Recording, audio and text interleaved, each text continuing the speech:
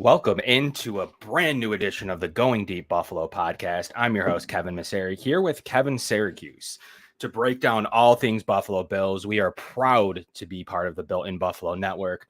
This show, as always, is brought to you by Sons of Erie, www.sonsoferie.com. Get out there and check out all their amazing artwork. But we're glad to be back. We're glad to be with you, and we're glad to talk Buffalo Bills football. We have a lot to go over here today. We have a Jets game to recap, one where maybe the Bills offense got back on track. The Bills defense was humming. And does Joe Brady have what it takes to get going? We're going to talk about that. We're going to talk about the Eagles. Do the Bills have a last minute playoff push in them? There's plenty of weeks left for that to get done. Kevin, first and foremost, how you doing today? I feel great. We're back on track here, and hopefully the Bills are on track as well. And on top of that, it is a great time to be part of the F group here. We have family, friends, food, football, and for a bonus one, fantasy, because fantasy football, there's some big implications usually around this time of the year. So definitely a great time to be a football fan. Absolutely. Yes. Please smash the like button. Thank you, D-Rom. If you could smash the like button, that means a ton to us. So get down there, check it out, smash the like button. We also have a giveaway going on through the main Built in Buffalo Twitter page. Retweet that and just subscribe, and you can win a couple of really great prizes as well. So that's pretty cool. So make sure you go out there, check it out, check all things Built in Buffalo as well. We'll be bringing quite some action here over the course of the following weeks. We're going to have some great guests on as well, talking to some pretty cool Chiefs guests that we'll have on the show potentially next week, as well as some Cowboys guests. So we're going to try to bring you the action the best that we can. And obviously, anyone that tunes into us here at Going Deep, we bring you all of our analyticals. But at the same time, we still want to talk eye test, and we still want to talk some things that we see on the field. And one of the first topics that I needed to discuss with you, Kevin, and one that I think is, a pretty good talking point is this victory that they just had over the Jets. There was a lot of talk about, is it over? Can they beat this Jets defense? Can they beat it? It's actually Joe Brady was 1-2 against, or excuse me, is 1-0 now against this Jets team, where Ken Dorsey followed a track of 1-2, and Josh Allen now is very good is statistically against the Jets, minus that little stretch in there when he was being led by a Ken Dorsey-led offense. So what were some of your immediate reactions from what we saw in that Jets game, just from the start, from a really good special teams play? Unfortunately, they were halted there with a field goal. It's been 3 days now post-game. We don't need to get crazy here, but what are your takeaways from, being there and kind of the emotion of what was going on? I thought it was great for the Bills and for Joe Brady to get back on track. And, we had talked about this a little bit before the last time that we were on air about how the Bills need to find that fastball again. And I think they did that, but they mixed in a couple of different pitches in there as well. And it was great to see because I tweeted this before the game a couple of days actually. And I was like, look, Joe Brady doesn't have to come in and call this master plan. Some of these fixes are very, very simple that I could walk in. If the Bills hired me to be the offensive coordinator, I could make these fixes myself because that's just how stale and predictable Ken Dorsey's offense was getting. And I mean, the fact that they lost that Broncos game, that really wasn't Ken Dorsey's fault. There are a lot of different problems that we saw during that game, but you go through those 5 stretches of games there, and it was just getting abysmal. And it's like, what happened to Josh Allen? So this is the tweet that I had where I said, this is what Joe Brady can do to help Josh Allen, because that was first and foremost. You have to get Josh back to being Josh, and the rest will take care of itself. So QB design runs early in the game because that's what Josh needs. He needs to be able to get that exposure and get him in the flow where he says, I love that blank. Like that's what he likes to get juiced up. So going off of that, you put him under center, use play action, because Josh Allen under center using play action is one of the most lethal things in the NFL. And the numbers back that up too. I wanted to see the Bills use pre-snap motion. That was something that Ken Dorsey went away from. I don't know why, because again, these are all just so mind-boggling because it's like Ken Dorsey had all the answers to the test. It was like an open note test, but he said, nah, that's okay. I'm not going to use these. And then moving down on the list, utilizing quick hitters in the middle of the field. That's also something that Dorsey and the Bills offense went away from. And then I wanted them to design better spacing on route concepts because there are a lot of times when the receivers would get bunched up down the field. You can start bunched up, bunch formation, but you shouldn't end up bunched up. So I thought that Brady did those 5 things, and I thought that Josh was back to being Josh. And I think this was a huge step in the right direction. I think one of the coolest things you saw was 15 completions off of motion. That's new for Josh Allen. He generally likes to see the field. He doesn't like things crossing in front of him. He will tell you that.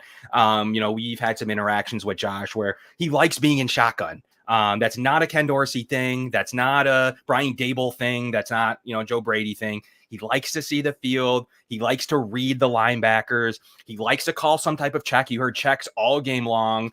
You like to see him run go routes. So you saw many times where he ran the Seattle play, and you saw him referencing different players that have played for Seattle as a deep route that he would like to go to. So I think you see Josh Allen really like to manipulate the defense that way, but he is learning himself. 15 for 15 in motion, including 2 touchdowns. So you see a lot of that success with the motion. And look, let's call it what it is. The Dolphins have now made that very trendy. They've made it like a really trendy topic to see, as you almost see Tyreek Hill and others go toward the line of scrimmage, which is a foul in the NFL, borderline with that style of motion. So that's a pretty trending topic right now. Josh Allen was able to be successful in those scenarios.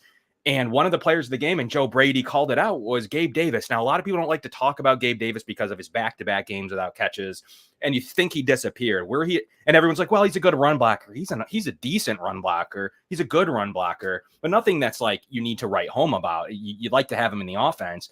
But what he was doing was running the routes to open spaces, bringing open his tight ends and running backs. You saw multiple times on hitches. You saw in routes. You saw all types of different style of route running that would bring the corner into the linebacker, almost a natural pick, freeing up James Cook throughout the course of the game, and Ty Johnson as well. So you saw what Gabe Davis can do with his route running. Sooner or later, the corner is going to leave Gabe Davis to motion and watch the running back and or tight end in these situations.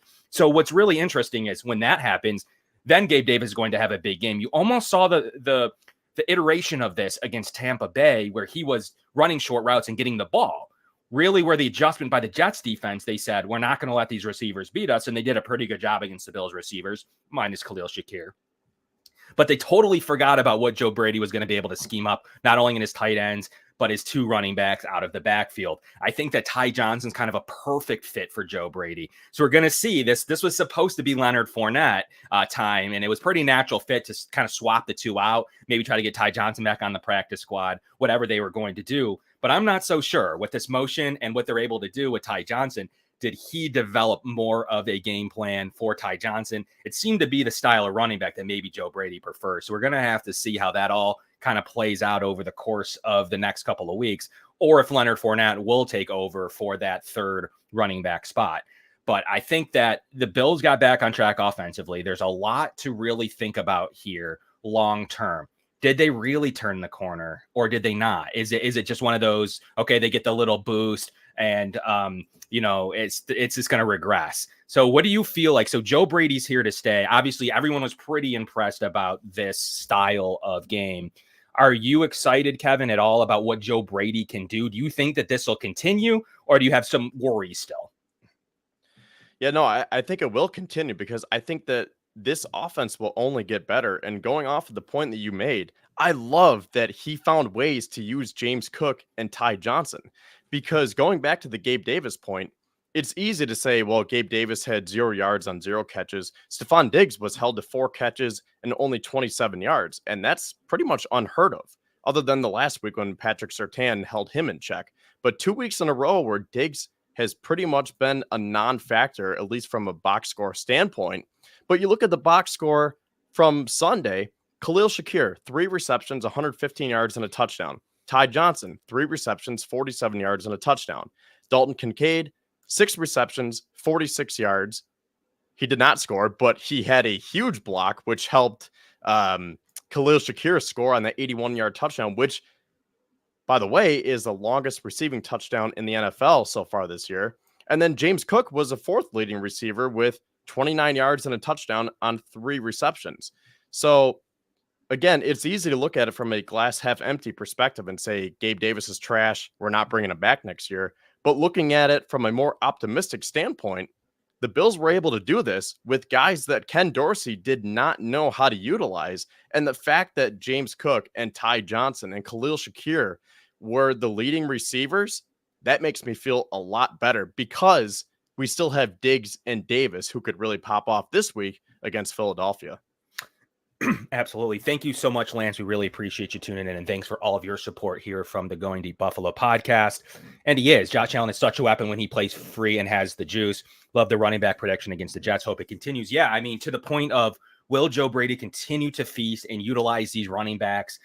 We'll have to see, but it's promising. He is known to like his running backs out of the backfield. He is known to create weapons too. The one thing he was able to do in his tenure, look, he started off with Justin Jefferson, right? So he started off with, in his tenure, with some of the best receivers and best offenses in the league. Quickly got, rose the ranks from there, from his college days, into a situation to where he's seen some really good weapons in the past. And I think that you're going to continue. He sees like a Curtis Samuel in the mold of a Khalil Shakir.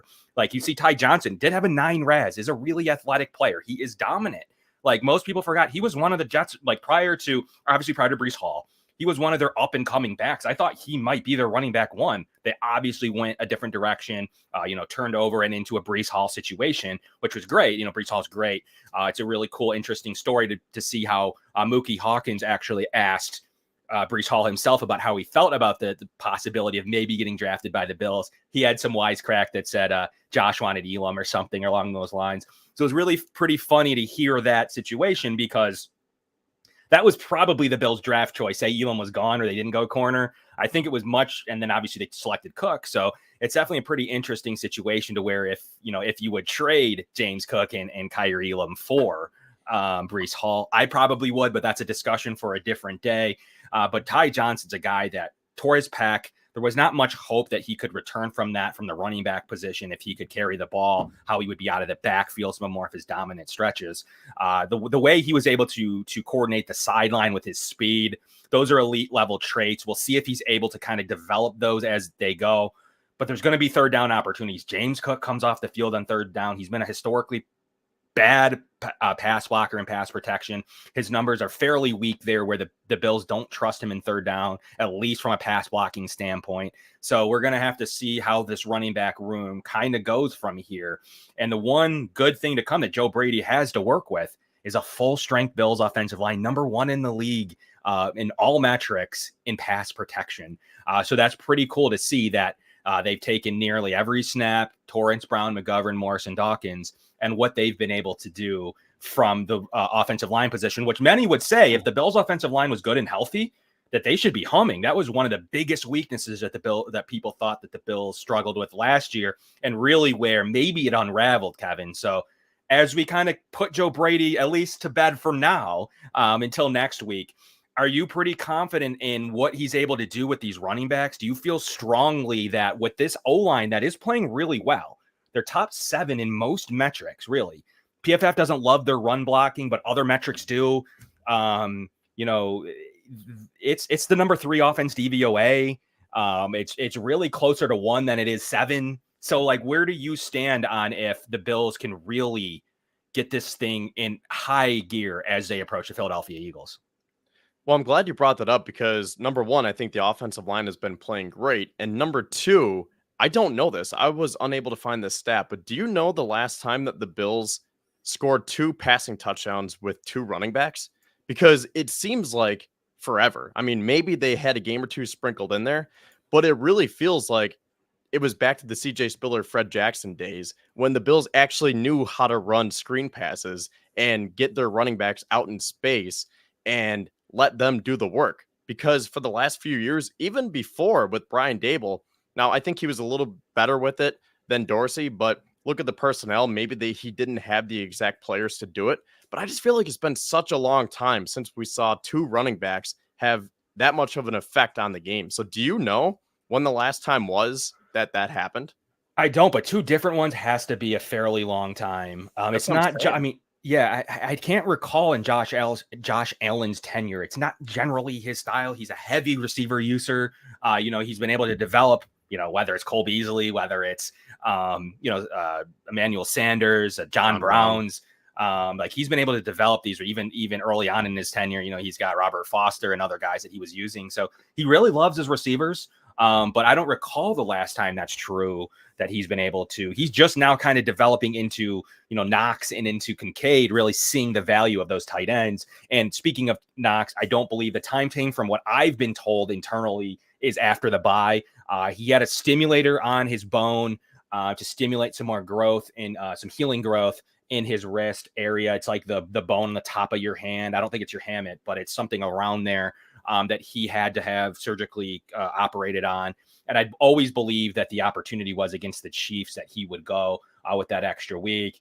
If not, I do believe it's the following week there against the Cowboys, but he'll be back somewhere in there. And I think that at some point, Kyer Elam could come back into play here, especially we'll see what these DB injuries look like here going forward. And Daquan Jones is out of his sling. And it's been told to me that they're trying hard to get him back by the regular season ending. So there's definitely some positive movements here. Nothing on Trey White and the Matt Milano situation. I'm not sure that leg fracture is where it needs to be yet to suit up. It may be one of those situations where they would entertain something later into January at this stage if that's healed. But we'll have to see what happens on those. So that's your injury update. As you go into the corner room as well, you have a couple of key corners, Dane Jackson. So really, Kevin, you have your first, talking about like call it week from week 3 on, you have your first corner, you have your third, your fourth, and your fifth out right now. Obviously, they were able to supplement that with going out and acquiring Rasul Douglas, who's now their first corner to take over for Trey. But previous to that, in the preseason, you are having some corner issues with how good Benford's been is a really nice surprise. Benford, Johnson, and Rasul Douglas, 3 players in the top 25 right now in a few metrics. PFF, separation.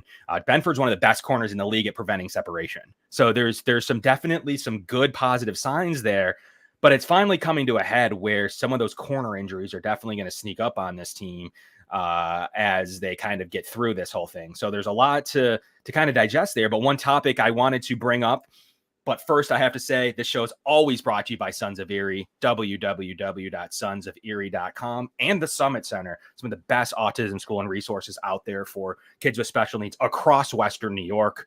Appreciate any support and looking into the Summit Center by anyone possible. That would be great. And the giveaway we have running on the Built in Buffalo Twitter account and Facebook. Go out there. All you have to do is sub or retweet or share that, and you can go ahead and win a Christian Benford signed jersey, as well as a Micah Hyde mini helmet. So a lot of cool things there. And as well as Sons of Erie is giving away a really cool James Gandolfini signed plaque. So get out there and check out their giveaway on their Sons of Erie Instagram account.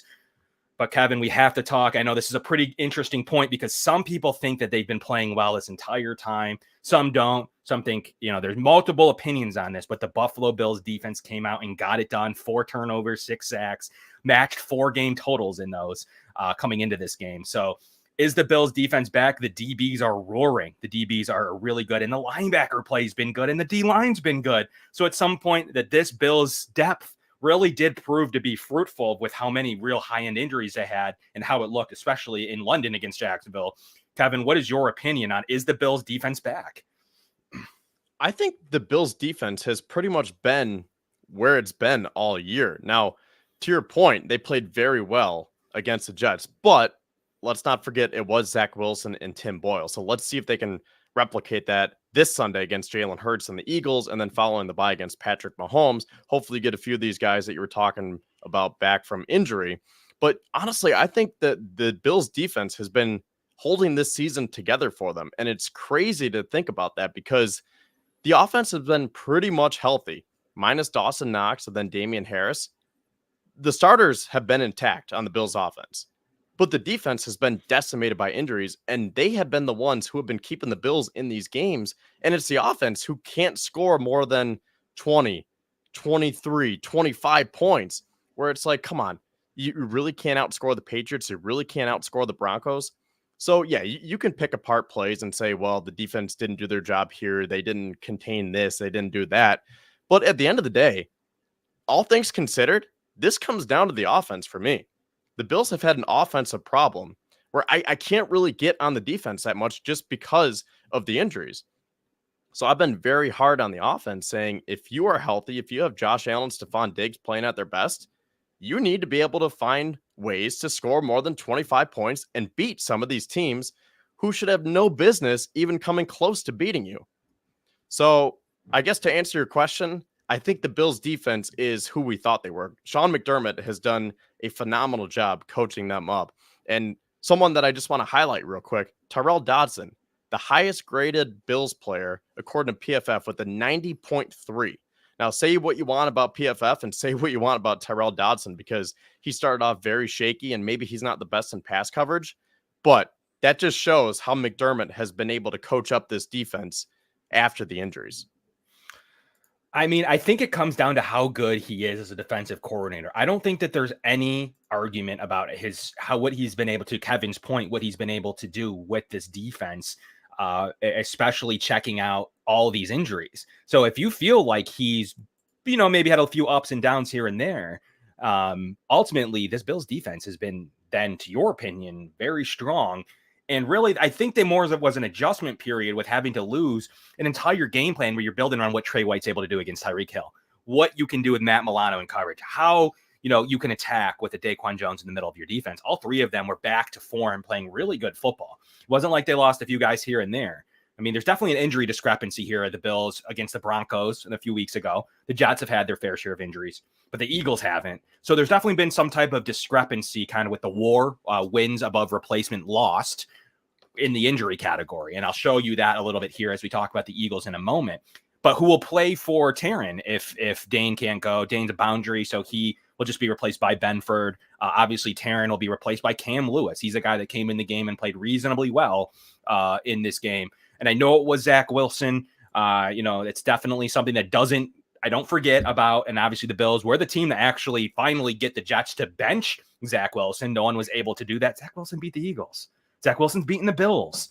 There's definitely been situations to where he beat the Broncos. He's played efficient football at times. So it's Zach Wilson when you play good, but then you forget when he does win games, like he doesn't get that credit. It's the only team that beat the Eagles this year. So there's definitely something to be said about for that. And don't forget what the Bills have been able to now to do against Mixon, what they were just able to do against Williams, what they were just able to do against Breece Hall. So like Jacobs earlier this year, like at some point I'm sick of hearing about how poor the run defense is. It's played reasonably well so far by all metrics, beside a few big runs that you can't erase.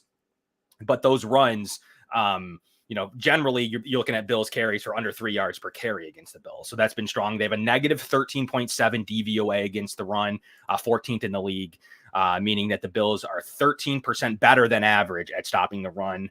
I believe that the run defense has been pretty good lately. And Tyrell Dodson, a guy many weren't sure about what to do. They do take him out on passing downs on purpose. So they are highlighting his strengths, Kevin, when it comes to Tyrell Dodson. So that is something to definitely note.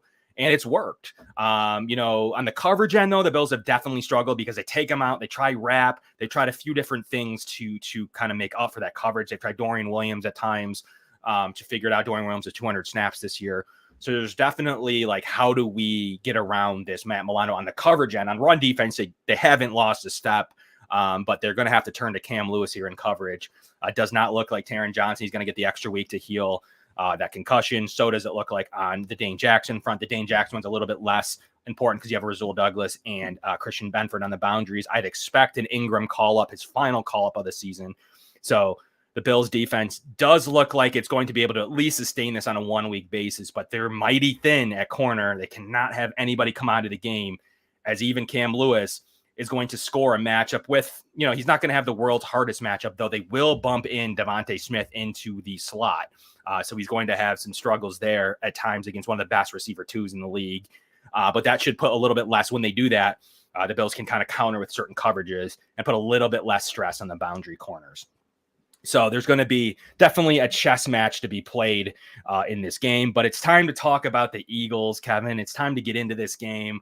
The Jets game was great. As many people have noted, it is just Zach Wilson. The Bills did what they were supposed to do, not only last week, but the week in week one.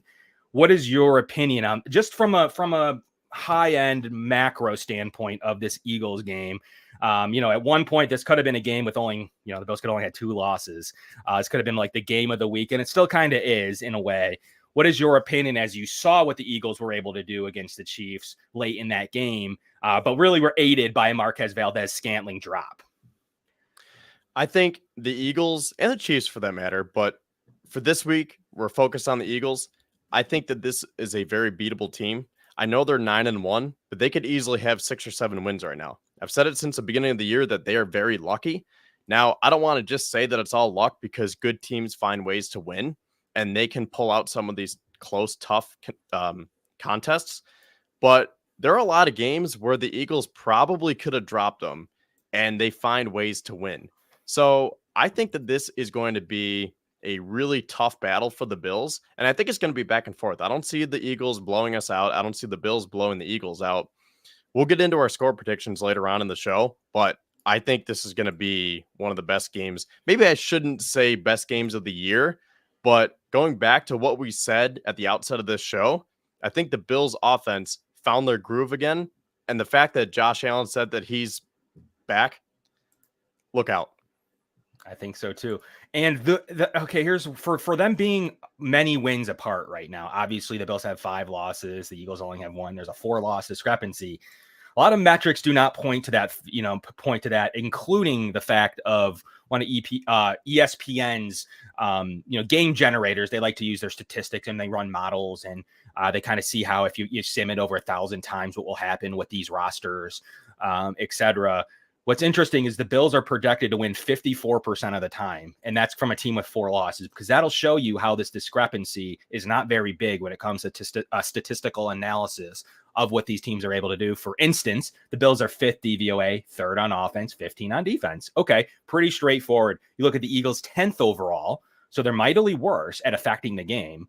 They're 6th on offense. So actually, for the Bills changing their offensive coordinator, there are a lot of metrics that say the Bills offense is better. And then on defense, even where you would think because of that ferocious pass rush, they're actually 17th on defense. They have struggled in the back, including making a trade for Kevin Byard from Tennessee, switching out their nickel cornerback a ton. And even their standard Slay and Bradbury have struggled in stretches. So they're definitely vulnerable there. They've lost Nakobe Dean for the season. He's one of their only defensive injuries, as well as Dallas Goedert on the offensive side. And they're one of the healthiest teams in the league. Obviously, Hurts has whatever he has going on. Definitely looked limited in some ways against the Chiefs, where he wasn't his usual self in that game. So, some of the metrics do, like the Bills in metric base. I mean, you can pull a lot of different things. Like obviously Josh Allen is top of the list in EPA. There's a lot of metrics that show the Bills better than the Eagles in every category. So I think that there's definitely some positive reinforcements to take here that will show like the Bills need to steal a game. Like if they were 7-4 or 7-3 or whatever that would be here. Yeah. 7-4, even 8-3 at this stage. Maybe be a little bit different, but the numbers need to neutralize themselves. And this would be a good week for them to happen, for the Bills to steal a win. And the Eagles, by all accounts, should have, as you mentioned, 2, 3, 4 losses at this stage. So at some point, I do think that they'll start to pile, even if it's after the Bills game, Kevin. So if you look at the Bills offensive side and you see them trying to target this Eagles defense that has been vulnerable in the secondary, look, they should have lost the game. Like, no offense, like, receivers should make that play that Marquez Valdez-Scantling missed. I'm not saying the Eagles wouldn't have gone down, tied the game, gone to overtime, whatever the situation may have been from there. But it did look like the Chiefs did enough to get it done. They scored points within the 20s if that catch is made.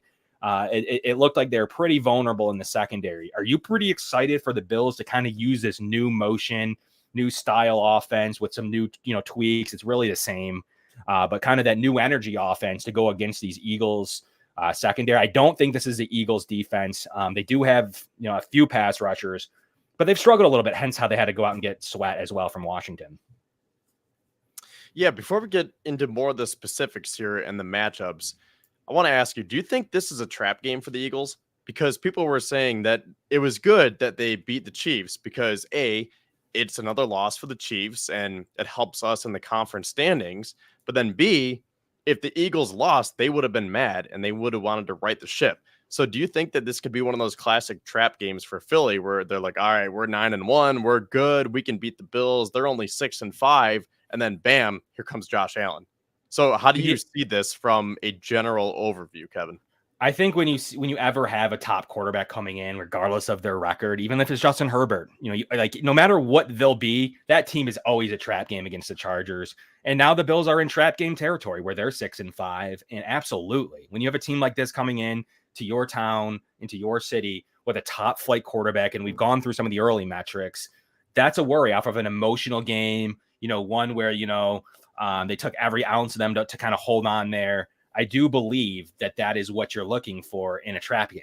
So absolutely, if you want to now put the Bills out of that elite echelon and into the trap category, that's what even makes it more scary that they have to be. It's an AFC game. They don't play each other very much. They don't see Josh Allen a lot. They haven't seen him in 4 years. Just equally, the Bills haven't seen Hurts ever. McDermott and Allen have also never beaten the Eagles. So that's one of, I think them and the Cardinals are the only two teams left on the docket there as well. So there's definitely, I think, some trap potential here anytime you see this game. And at some point, I don't believe the Eagles are a one-loss team. I do believe they'll lose a few games just like they did down the stretch last year as well. Obviously, Hurts went out. Hurts seems to get banged up toward later in the year. He doesn't look full strength to me, and it's affecting his legs, which is what makes him elite. So I do think that they are definitely on watch of some form of kind of trap game, especially when you have a top team. But even record aside, Kevin, it's tough to put the Bills in that trap category because I think the Eagles might look at them as a 7-8 win team, like regardless of what their record says, because that's what they should be had they subbed properly. Like, we're not talking about made some miraculous play. We're talking about like subbed properly or just kept their defense out there for a missed field goal attempt and didn't let Mac Jones drive the entire field. That's something that he hadn't done in 35 games since his rookie year. Very easily, the Bills could have 3 losses. And you can dissect each of those 3 losses. They beat the Jets by more points than they've lost to in all 5 of those games combined. So there's definitely some feels that I don't know that the Eagles are going to fully look at them as a trap style team. But emotionally, after that Monday night game, I do think that there's less time for rehab, less time for those nagging injuries. Hurts didn't look right at some points in that game. So we'll see exactly how this. A.J. Brown kind of is on the injury report. Swift is on the injury report. I'm sure they're both fine. But at some point, those little nagging things are going to catch up to them because they are in toward the top of the league and not losing games due to injury. So if you look at this matchup in whole, are you pretty excited to attack this? Is this kind of like free and easy, or are you feeling stressed out with having to take a win if you're the Bills? I think a little bit of both because we are getting into crunch time now. But as we'll get to later on in the show, I think that there is a route that the Bills can still make the playoffs, even if they drop this game. And one other point that I want to make, Kevin, is that I think we could easily flip flop the records here. I think you could look at the Eagles as being a 6-win team and 5 losses. Well, they already had the bye. So I think regardless, you could probably give the Bills record to the Eagles and the Eagles record to the Bills. We're talking about some of those games. The Bills could easily have 9 wins right now. But like you said, 12 men on the field. You let Mac Jones drive all the way down. You had whatever happened in London with the Jaguars. Now, credit to the Jaguars because they're a good team. You let Zach Wilson beat you on opening weekend. So, I mean, the Bills have dropped so many games where I agree. I don't think that the Eagles are totally overlooking the Bills because I think they know how potent of a team this can be. And I think for what it's worth, Ticketmaster is doing the same because I was looking at tickets and the last I saw, the cheapest ticket is going for like $300. So Really? I thought that was interesting because I'm wondering if the market is looking at this and saying, this is probably one of our only chances to see Josh Allen here in his prime because you only play the Eagles every so often. And then the next time they play the Eagles, unless there's some discrepancy in the schedule, Philadelphia will be coming to Buffalo. So the market might be looking at this and saying, hey, this is a huge game. If you want to see Josh Allen and Stephon Diggs, you better come to this game right now, right here in this year. Yeah, and one thing I wanted to bring up too, what I talked about for a moment there. Look at where the Bills' injuries have cost them defensively. Their defensive WAR is over 0.6. That's excruciating. They're by far the worst in the league at really how many injuries that they've had to face at the defensive position. And even on the offensive side, they lost around 0.5 WAR offensively too. That's got to be in there with Dawson Knox and a few other nagging injuries that they've lost. So like if you look at that, like it's a big discrepancy. And then you kind of look for the Eagles. Where are the Eagles at? You kind of see them more toward the line. They really haven't faced too many injuries. Nothing on the offensive side beside Goddard, one game so far that they've missed from Goddard, and a few minor players like Nakobe Dean and a few others. So these are what makes and breaks the difference of, again, here's essentially the Bills losing over a win to injuries and the Eagles not even really losing anything. So if you look at it that way, the Eagles are kind of eating that 0 wins removed from their injuries. So you have some teams right there that have been fairly healthy this year. But the poor Vikings, poor Chargers have faced some injuries. You see some of them, the Steelers, Bills, Cardinals, Browns. You see some there that have highly affected, in Cowboys and Panthers as well. So there's definitely been some good luck when it comes to the Eagles so far, and that's good for them that they haven't had to face some of those. The Broncos are right there too. Another team I just mentioned that the Bills had to play haven't really lost too many things due to injury as well. And as you kind of turn your attention back to, I want to talk about the Bills' defensive side and what they're going to do against this high-flying Eagles offense. And once again, by all metrics, the Bills' offense is better by a lot of accounts. But they have one of the best run-blocking offensive lines in the league. Overall, their offensive line's really good. Limited without Goddard on the weapons. It's just A.J. Brown and Devontae Smith, two really high-end receivers. But will the Bills do enough to be able to scheme that with really those two being their only pass catchers, with Swift as well, obviously, there. Then you're talking about like Julio Jones and a couple of other players that don't really do a ton at this stage of their careers. And Jack Stroll and just a couple their backup tight end and Grant Calcaterra's out. So there's definitely some plus matchups from the Bills' defensive side of the ball. So we'll see if they're able to account for those. And a couple of new acquisitions I wanted to ask you about, Kevin. You have, Rasul Douglas, you have Leonard Floyd, you have Linval Joseph. Like, what is your takeaway about how some of these 1-year deals? Douglas is a little longer with a year next year. How are you feeling about these acquisitions that the Bills have been able to make? And they've been huge. Oh, for sure. We need to spend a couple of minutes on these guys because Brandon Beane deserves all the credit in the world for signing Leonard Floyd in June. Let's not forget that he signed him after the first few waves of free agency and after the draft. Leonard Floyd was still sitting out there, and that's when Beane signed him. So it wasn't until very late in the offseason that Leonard Floyd became a Buffalo Bill. And then obviously we know that they acquired Rasul Douglas, which is an absolute steal when you look at the contract details and the way that Rasul Douglas has played. And I was looking into some of the stats today. One other name I want to throw out there, Terrell Bernard, is 8th in the league in tackles. 9th. He has 99 tackles, and he did miss that game. He did miss a game this year, correct, with a concussion? Or has he played in all of them? He ended up playing because it was that Monday night game. He had that extra day of rest. That's right, yeah. I think I was thinking of it from the Taron Johnson perspective and Dane Jackson because they won't have that extra day. So maybe the Bills will be more cautious with them and then they let them rest over the bye. But either way, Terrell Bernard, top 10 in tackles. And then Leonard Floyd is 8th in sacks, 9.5 sacks.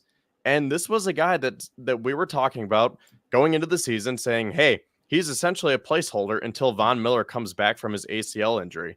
And you know what?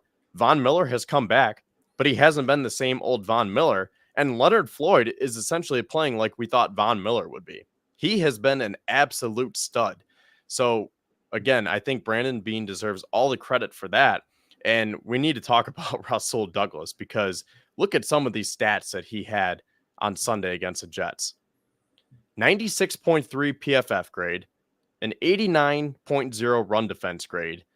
He did not allow one reception on 4 targets. He had 2 interceptions. He recovered a fumble and a 0.0 passer rating allowed. Now, again, it was just Zach Wilson and Tim Boyle and the Jets, but that is nothing to scoff at. I mean, those are really, really impressive numbers. And I think Rasul Douglas is playing like a CB1, like the Bills envisioned when they acquired him. I mean, Rasul Douglas, I tweeted this earlier during the Sunday now at this point, but that, what a great acquisition by the Bills. They only about a 40 drop pick swap from the bottom of the third, roughly somewhere middle to bottom to middle high of the fifth. You're talking about, the whole fourth round and some picks in between. So you're talking about 40 picks to swap out to get a guy not only as this year, he's going to be your starting corner next year. So the Bills definitely had an issue there. With, are they going to replace Dane Jackson? What are they going to Trey White? There's definitely some situations now that you have Benford and Douglas, the corners that you'll see this week. Those are your corners. I mean, they'll definitely have some reinforcements with Trey White. What will Kaiir Elam do? So there's definitely some corners there. Taron Johnson signed fairly long term. They'll continue to, he has 2 years left too. They'll continue to rework his deal over time. So, they're fairly set at the corner position, definitely a position where Bean and McDermott can nail anyways. But it's really good to see that acquisition. PFF has him as a top 3 corner right now. Like I've heard some stuff that he's a good corner too. He's playing corner 1 football. Like he's playing lockdown corner 1 football.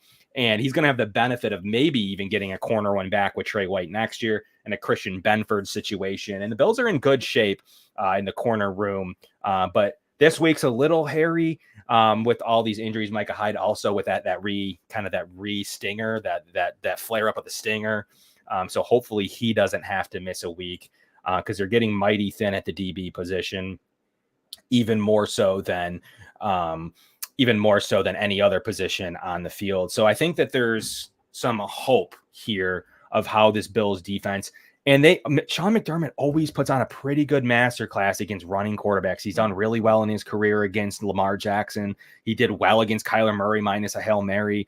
He does good in these situations where these quarterbacks can move. And he's, even against Mahomes at times, who's a fairly mobile quarterback, very agile, a little different than the others, that he's able to really play some solid sound. He did good against Justin Fields last year. So definitely some sound football that McDermott has when it comes to these concepts against rushing quarterbacks.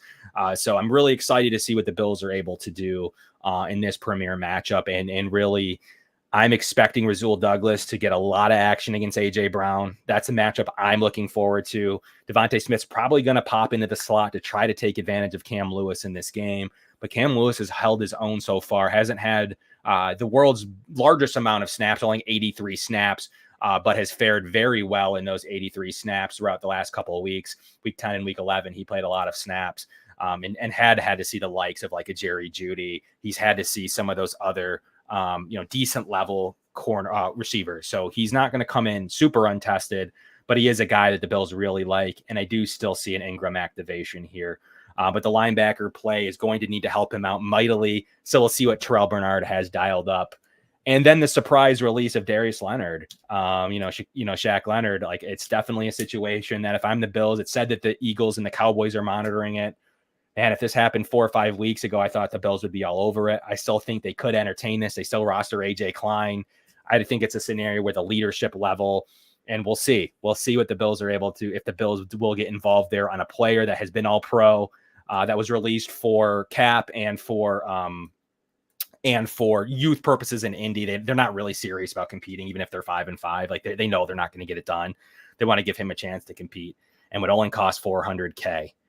So it's definitely a scenario where a team like the beat up team like the Bills could really start to dive into and can play a little bit if they think that he can be an upgrade to maybe some of those backup level players in the linebacker room. So as always, www.sonsoferie.com. Check out all of their great work and what they're able to do. And Kevin, I got to bounce it to you for a minute. What are your feelings as they get kind of close here, 4 days away to game time? Are you feeling like this is a game the Bills can win? Free and easy, maybe a trap game for the Eagles. You saw what you saw. Are you feeling like the Bills may have a chance to come out of here on a 2-game winning streak into a bye, into a stretch run? Yeah, I do. I mean, it's going to be tough, but I think they can definitely get it done. And I think my feelings are the same as they were even in the Ken Dorsey era, just because of the potent offense of the Eagles and due to all the injuries that the Bills have on defense. I don't think that the Eagles are gonna. I don't think that the Bills are gonna be able to hold the Eagles down to less than 20 points. I think this is a team that's going to score in the 20s or even 30s, and I think this is going to come down to the Bills' offense once again. And as simple as this sounds, you just have to outscore them. We need Josh Allen to be on his A game. We need Joe Brady to continue to, put the things in place that he started last week, utilizing guys like James Cook and Khalil Shakir and Dalton Kincaid and maybe even Ty Johnson. Maybe if they elevate Leonard Fournette, who knows with that. And then obviously with Diggs and Davis. But I think this is a huge week for the offense where if they have any chance of winning this game, you're going to have to get your best from Allen and Diggs and the rest of the crew. Yeah, I said that I think that this is a Stephon Diggs game. Like, that's kind of what I was pointing to. Like, it wasn't last week, 2 weeks ago, it wasn't times, but I think that it's time, like, that we saw what Brady was able to do with his second and third options, what he was able to do with some of those guys that no one was expecting, and Khalil Shakir, Ty Johnson, etc. This may be a time where you go out and you have Stephon Diggs beat a Slay, beat a Bradbury, and get it done for your team. This might be a time where Josh Allen is hyper focused, hyper locked into Stephon Diggs and really gets it done. And don't be like, I know that everyone's down on Gabe Davis. One of these days, he's going to have a Gabe Davis-like game, and he does show up in big games. So the one thing you can say about Gabe Davis is he plays well in the playoffs. He plays well against big teams. Maybe time that you see what Gabe Davis is made of in a situation to where maybe now the defense is going to cheat a little bit more to those second and third options that they weren't doing in previous games. And they were kind of just letting Gabe kind of dictate where he ran his route. And Gabe really attacked the space well last week, really well, to the fact where put a lot of stress on defenses to either go with Gabe or to leave him wide open in the space. So if he continues to put that stress on, eventually corners and linebackers are going to have to make decisions. And either he's going to be open or who he's clearing space for is going to be open. And he's done that to a high level, hence why Joe Brady probably called him the MVP of the game, because what he was able to do freeing up the rest of his team. So that's definitely a pretty interesting note here as we come into the Bills' second day, a second game with Joe Brady. So we're pretty, we're really going to get into score predictions here in a moment, but I wanted to dive a little bit more into the Eagles running game, Kevin, and how the Bills can stop that. They went out and they acquired DeAndre Swift, a guy that, really didn't play week one. They went with, a different, they kind of went with a rotation there and Gainwell, Boston Scott a little bit. But Swift is obviously the better back. Are you worried at all about the Bills' run defense, or do you have confidence knowing what they were able to do against Breece Hall, Rashad White, Joe Mixon? Are you feeling Javonte Williams? Are you feeling pretty good about this run game between Hurts and Swift? Again, I don't think that this is going to be a week where the Bills defense can shut down their opponent. The Eagles are definitely going to get their yards. They're definitely going to get their points, but you just have to make sure that you're holding them at the right times. And what I mean by that is you're going to hope that the offense is clicking and scoring points and maybe taking them out of those types of situations where they can't run the ball as much. Because if the Bills fall down, let's just say 14-0, that's the Eagles' bread and butter, where they can just ground and pound you. And then all of a sudden it's 21-0 and it snowballs. But if you can continue on with that momentum and go up by a couple scores on them, that takes them out of those running situations. And I tweeted this a couple days ago. Maybe I should have worded my words a little bit better here, but I said we're going to need Linval Joseph to help plug up the tush push. So, again, maybe I could have rearranged that a little bit better. But I think Linval Joseph and his big body is going to be a huge factor because no one can stop this tush push. I mean, Kevin, do we think that the Bills will have the answer? Will Sean McDermott have the answer to stopping this tush push, or is that just an automatic at this point? If it's 3rd and 1 or 4th and 1, even 4th and 2, is it a given that the Eagles are going to get it? Are there any answers here? No, I think that's why the competition committee is looking at this. They're going to look at the rates and the percentages and know that they're basically making a 1st and 9 situation. At some point, we'll see how that they already voted on it last year. But no, I do not believe that they will have the answers. I mean, no one really has. Even some of the best minds haven't been able to quite stop that yet.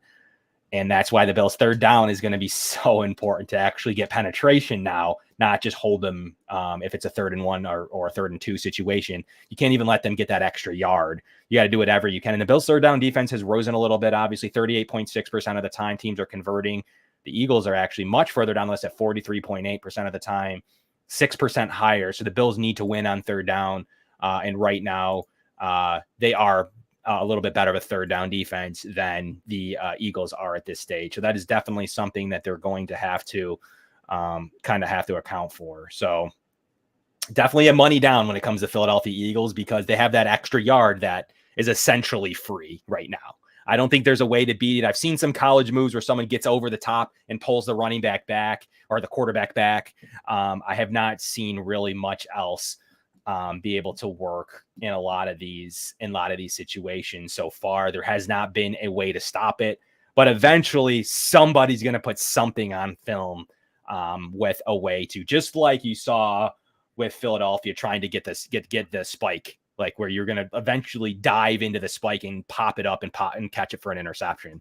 So there's definitely someone needs to create something that would stop this tush push, because right now it's just not there. And I don't foresee a situation to where that happens at this stage. So no, I do not. I think they're in 1st and 9, essentially the entire game.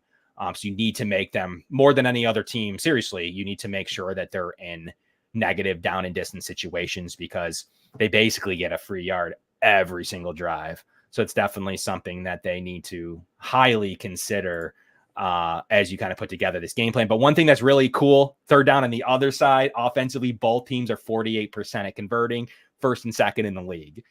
So you're going to see some third down opponents, and the Eagles is obviously pretty high because what they can do with the tush push. But and then obviously on 4th down, they lead the league. 17 attempts on 4th down so far for the Eagles. They've converted 13 of them, as compared to the Bills at 11. They've converted 6 of them, which is still pretty good, 54.6%. The Bills are. So the Bills are very good at converting in 3rd and 4th down. Them and the Eagles are the top of the league in both of those situations. But the Bills still have to figure out penalties offensively, 73, 4th in the league. So that's a number that is hurting them right now. Philadelphia, for instance, is toward the bottom of the league with Cincinnati at 54 penalties. So essentially 2 penalties less a game right now on offense than the Bills are at this stage. So they got to clean that up a little bit as you kind of look at that going forward. So those are your numbers of the game. Real quick, Jalen Hurts can squat 600 pounds. So this isn't just because their offensive line is so good. Jalen Hurts is very powerful for being such a small dude. Yeah, and that's what most people forget. Actually, I saw some tweets too going forward that Ty Johnson's actually a super big Bills squatter. So he's one of the biggest squatting guys on the team too. So I think he's in the 600-pound range as well. So that could be why his explosiveness is so strong. But yeah, a lot of people say I can run the tush push, college teams, high school teams, but that's part of it. Like you need to have a quarter. You can't just go in there and just run it. You got to have a quarterback that can win himself, not just rely on that O-line on that push, because a lot of things need to go right. You saw the Bills essentially try to run a tush push against the Vikings last year and put the ball on the ground when Gabe Davis went to push Josh Allen and lost the game against the Vikings. So there's still an execution factor that needs to be had here. And a lot of times that just goes unnoticed and it's just easy to do and it's free. It's free for the Eagles, but it is definitely not free from a point of view from the rest of the league. You've seen some stops, but you necessarily haven't seen those stops, to your question, against the Philadelphia Eagles going forward. So is there one player that you're most worried about, Kevin, on the Eagles? From an offensive or defensive standpoint? It could be either or both, one of each. It doesn't matter. I think this might sound like a cop-out answer because you could probably pick these guys no matter who the opponent is, but based on the Bills' injuries, I am really worried about A.J. Brown and Devontae Smith, because going up against them in fantasy multiple weeks, it's like, okay, if we could just hold them in check, maybe I'll win in fantasy. And then it's like, nope, they go off every single week. Like I was about to win my league last week and Devontae Smith caught that bomb to set up the game-winning touchdown. So that goes back to my original point. You can try to limit these guys, but you are not going to shut them down. So if you're out there and you're thinking about whether you should start A.J. Brown and Devontae Smith, I would say definitely start them, because these are guys that just constantly eat every week. So yeah, I'm definitely that's probably like my biggest worry going into this game is The the receivers. Bills weakened secondary against this Eagles potent offense led by those two dynamic receivers and of course Jalen Hurts.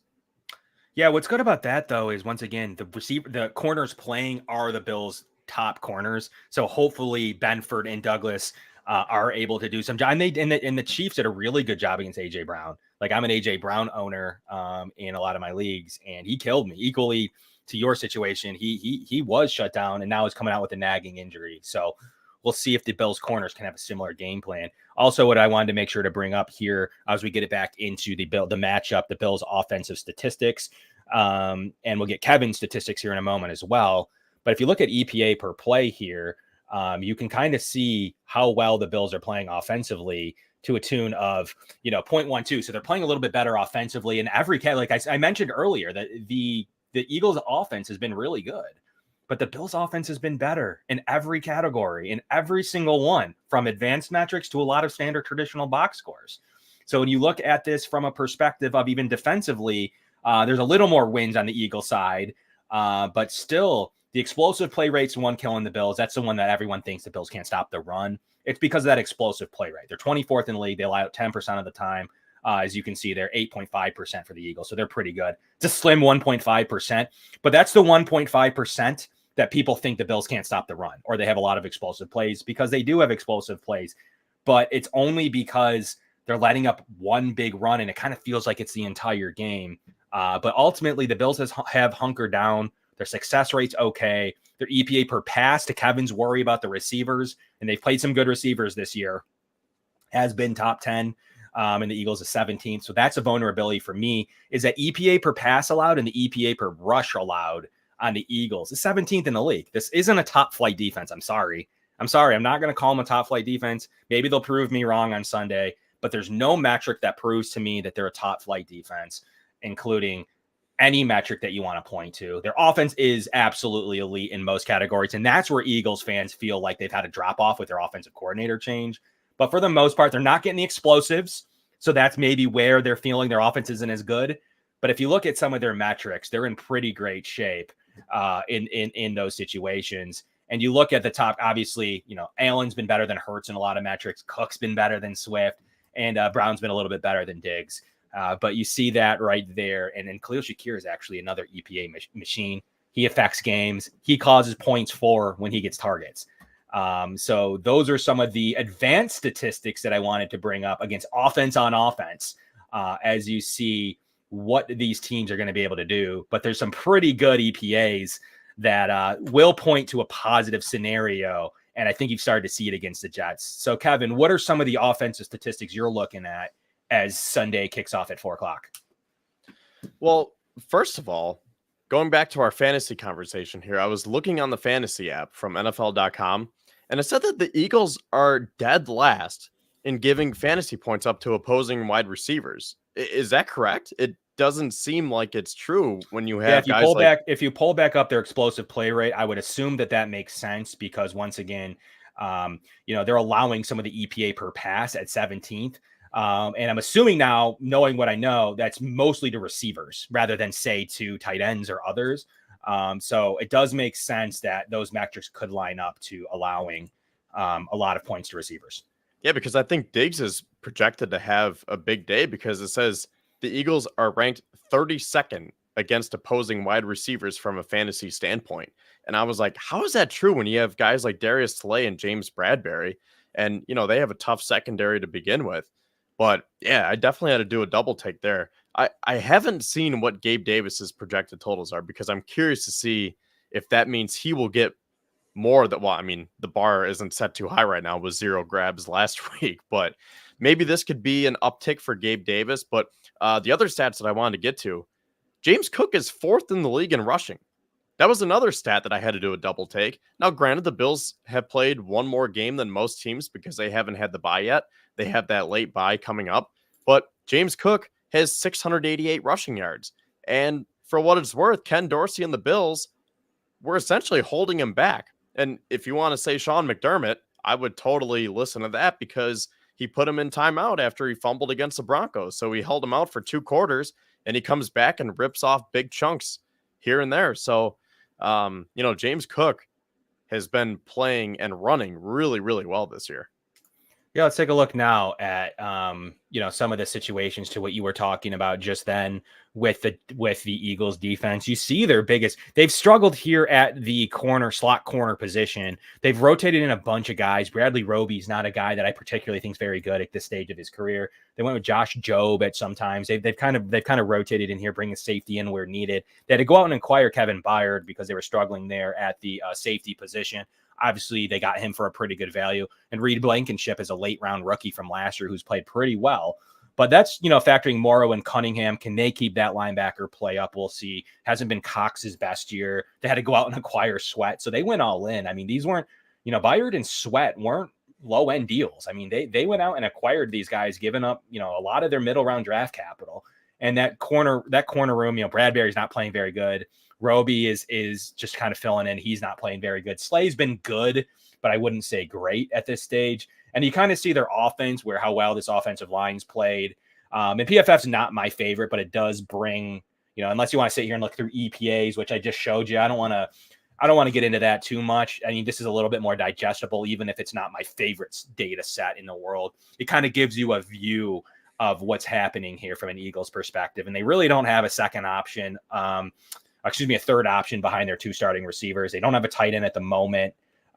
So they're very limited. Where can McDermott scheme up a situation to where they're going against just Smith and Brown?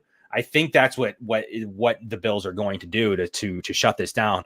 But the thing the Bills have kind of started to stress: stop the run, stop Hurts and Swift. They think their corners are good enough to at least affect the game, like what they were able to do against Chase, what they were able to do against Tyreek Hill, what they're able to do against these top flight receivers that the Bills have played. What they were able to do against Jerry Jeudy, what they were able to do against Sutton -1 throw up on fourth down. So they've played some good receivers, and the Bills are going to trust themselves. They want to shut this run game down and make Hurts one-dimensional. That is Sean McDermott's game plan. He wants to do whatever he can to make it so that only A.J. Brown's going to have to take home the W. And that's exactly what the game plan is, in my opinion. Make them throw the ball. Make Hurts put the ball into danger. He's turned the ball over many times so far this season. So it isn't, only a few interceptions less than Josh Allen. He's somebody that you need to attack and make him throw the ball to. So that's kind of what I'm seeing from a offensive side of the ball. As we kind of get into, let's put this together, Kevin. Let's put our score predictions together. Let's say what we're thinking about this, and then we'll get into one of our final segments, which is going to be what we see happening on the stretch run, and we'll kind of get into that in the bye as well next week. But let's hear about what you think is going to happen. I'll put this all together for us. What you think what is going to happen. As always, our score predictions are brought to Sons of Erie, sonsoferie.com, www.sonsoferie.com. Check them out on Instagram. What do you think is going to happen here on Sunday? Well, before I get my score prediction, I just want to say one more thing about the matchups here, because you were talking about Jalen Hurts, and I want to talk about Jalen Hurts versus Josh Allen, because for as much as we've been talking about the Eagles secondary versus Diggs and Davis, and then A.J. Brown and Devontae Smith versus our secondary, Josh Allen has been playing some of his best football this year. And I think I saw, according to some betting outlet, that Jalen Hurts is now favored to win the MVP. And let's not forget, Josh Allen is first in the league in passing touchdowns with 22. He's still first in total touchdowns with 29. Hurts is second, I believe, with 24. And then Josh is fourth in yards with 2,875. And he's fourth in completion percentage, and he only trails Brock Purdy by 0.6% for first place. So Josh has been playing just as good a football, if not better, than Jalen Hurts this year. So let's not forget that we also have a dog, and it's not just on the Eagles side. Absolutely. Well, it's time for score predictions, Kevin. Why don't you, now knowing what you're saying, put it all together for me? What do you think it happens? Yeah, after I just hyped up our quarterback, I am going to take the Eagles here, and I will explain on our final segment. But I think this is going to be a very tough game. I think it's going to be one of those games where the offense is looking really sharp, But in the end, the Eagles offense is just going to be a little bit too much for the Bills to handle, especially with the injuries. So I'm going to take the Eagles in a close one, 31-27. Yeah, I mean, realistically, that is probably a scenario that sounds likely. The Bills are going to need a turnover. They're going to need to do what I just said. They're going to need to stop the Eagles' run game. If they can do that, I think it bodes well for the Bills. I think they're going to get a passing interception that's going to change this game. I kind of have the flip score to what you have going on. I think that the Bills receivers and this offense is going to get going. They're going to lead this team to a W that they need. I got a 30-27 victory. They're going to get back that Denver loss that they just had, and they're going to kick a field goal to win the game after a turnover. That's my prediction. That's where I'm thinking. If they can limit Swift and they can limit Hurts in the running game, A.J. Brown will probably get his. Devontae Smith may as well, but they're going to need to do that to put it all together to get this victory. And I think that this is going to be a two wins in a row going into the bye, feeling pretty good as they get an extra week to get all their guys back and to prepare for Kansas City off a bye. Sean McDermott doesn't lose off the bye. Going to be a pretty interesting, and they've won two straight into Arrowhead. Hopefully they can win two straight games, two straight Arrowhead wins. There's a lot of good things going in, 5 straight wins for McDermott off the bye. So there's definitely going to feel some really good things going into Kansas City. But those are the kind of, they need to steal a game. That is for sure. They have to steal this game. That puts them in really great position. Maybe mixed with this sloppy Jets defense win with Boyle against the Dolphins. Maybe not. But I think it's time for our wrap-up segment on what we think. We're going to talk about this into the bye a little bit more in detail. But I'm going to start with Kevin and tell us what your opinions are on the rest of the Bills season and what they'll need to do. You just predicted a loss, so what they'll need to do with that information. Well, I did predict a loss. Now, I could easily see a win, but I have this weird feeling that the Bills are going to end on a tear. I think they're going to get as healthy as they can, because guys like Trey White and Matt Milano probably won't be back for the stretch run. We know Trey's definitely done. There's still a glimmer of hope for Matt Milano, even though Sean McDermott did say that his season is most likely done. But you look at these guys like Taron Johnson, Dane Jackson, Taylor Rapp, Dawson Knox should be coming back. Like you said earlier in the show, I could see him back. He is eligible to return this week, but the injury was a little bit more serious than they expected. So they'll probably hold him out this week, give him the bye. He should be back against Kansas City. So I think they're going to get as healthy as possible. And I think that they are going to rip off 5 straight wins. Now, here's something interesting that I found this week here. So if you look at the Bills' last 3 seasons, 2020, they finished on a 6-game winning streak, and then they won the AFC East. 2021, they finished on a 4-game winning streak and won the division. Last year, they finished on a 7-game winning streak and then won the AFC East for a 3rd year in a row. So what happens this year? Now, I'm going to remain optimistic and say that Joe Brady and this offense is going to continue to get back on track. And like I just said, the Bills are going to get healthy at the right time. And I think that they're going to take this tough loss in Philly. They're going to go into the bye. And this year, they are going to rip off 5 straight wins en route to a 4th straight division title. Now, on the flip side of this, let's look at the Dolphins' schedule, because I see them losing their final 3 games, setting up a pivotal Week 18 matchup down in Miami for a winner-take-all type of scenario for the AFC East. And that's where I have the Bills winning to finish at 11-6 and winning the AFC East, knocking Miami down to a wild card, or maybe not even in the playoffs anymore. Interesting. So 11-6, win the division. 3 seed, or is that the 4 seed for you at that stage? What do you think? I haven't gotten that far yet, but basically, okay, so let's look at the Dolphins' schedule. So they play the Jets. Oh, this game is in New York. Okay, so they're in New York on Black Friday at 3 o'clock, and then they go to Washington. Now, those will probably be wins, but who knows? I mean, they're on the road, colder climates. Tua could falter. And then they come back home to play the Titans. That is a primetime game, December 11th at 8:15. I don't know if that's Sunday night or Monday night. And then they play the Jets. So realistically, those are probably 4 wins. So I think the Dolphins are going to be 11-3. And then they have Dallas, Baltimore, and Buffalo. And that's where I think the season unravels, where I think that the Bills are going to be 7-6, whether that means that they beat Philadelphia and lose to Kansas City or vice versa. I think either way, the Bills are going to be 7-6, and then they're going to rip off 4 more wins to claim the division title. So that's how I see it, where the Bills are going to be playing their best football down the stretch once again. And I don't know. I mean, I just have that weird feeling that it could come together. Like you said, I mean, the numbers are still very favorable for the Bills. Vegas still favors the Bills. All the betting odds are on the Bills' side. Josh Allen says that he feels like he's effing back. I mean, let's go, baby. What do you think, Kevin? Is this something that we could see? Because I'm already thinking about clipping this up and posting it and pinning it on my Twitter for when we come back to this in January.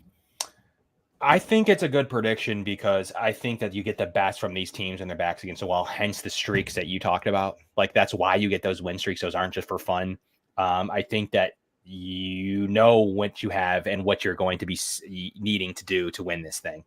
And I don't believe that this is a not playoff team. So even if they can't come and they're able, like say the Dolphins are able to beat the Cowboys, I mean, that may put it out of reach.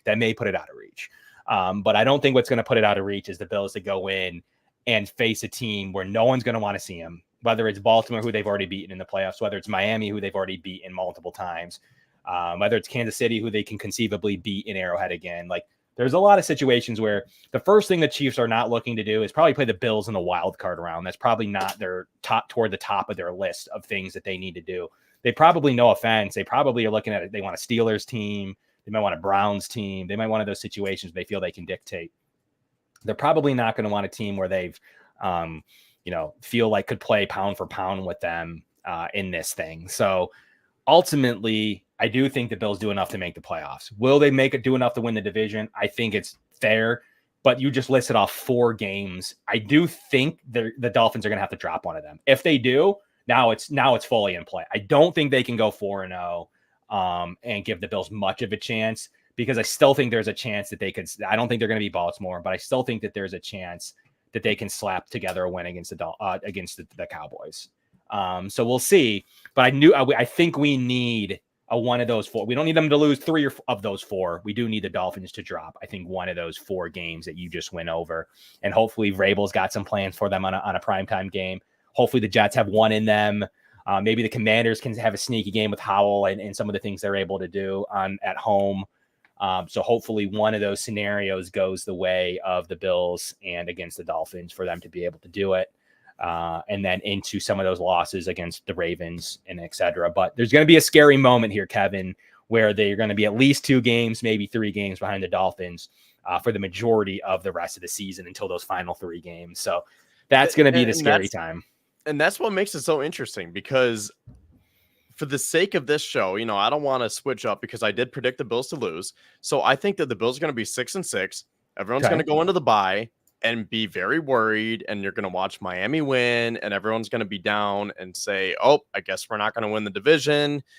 That's not even in the cards anymore. Let's just hope for a wild card. And I think that, like you said, the Bills play the Bills play their best when their backs are up against the wall. And I think that they're going to rip off 5 straight wins, because I think it is more likely that they can beat Kansas City than Philadelphia, because they know Kansas City. They've seen them before. I think they match up better against the Chiefs than they do the Eagles. And hopefully, again, they should be getting healthier. So I see the Bills going to 7-6, beating Kansas City, and then beating Dallas, the Chargers, the Patriots, bringing them to 10-6, setting up for that crucial Week 18 matchup between the 11-5 Dolphins and the 10-6 Bills, and the winner gets the division. It's certainly going to be interesting because Tua doesn't win in cold weather, so he's got a lot of home games. That's going to help them out this season for sure down the stretch. Only Baltimore is on the road. That must be a nice way to finish your season in a historically way to where there is a conceivable chance that the only loss they have is that Ravens game before the Bills, and it may not matter. So we do need to make sure that that something goes the Bills' way, or they take care of all their business. So it's got to be one way or the other, because just a Ravens loss alone would be enough if the Bills can take advantage of their schedule. So Well, we really appreciate everybody sticking with us here on a Thanksgiving Eve. We really appreciate how everyone has a happy holiday. And thanks for tuning in to the inaugural edition of the Going Deep Buffalo podcast and the Built in Buffalo Network. We're proud to be here. This show is brought to you by Sons of Erie, www.sonsoferie.com, and the Summit Center for the best autism care in Western New York for children with disabilities. But from everything that we have planned for you, we have some great guests coming up for you. Please get out there, retweet, go win a jersey, subscribe to this channel. Really means a whole lot for you all tuning in and coming over and tuning with us in the Built in Buffalo Network.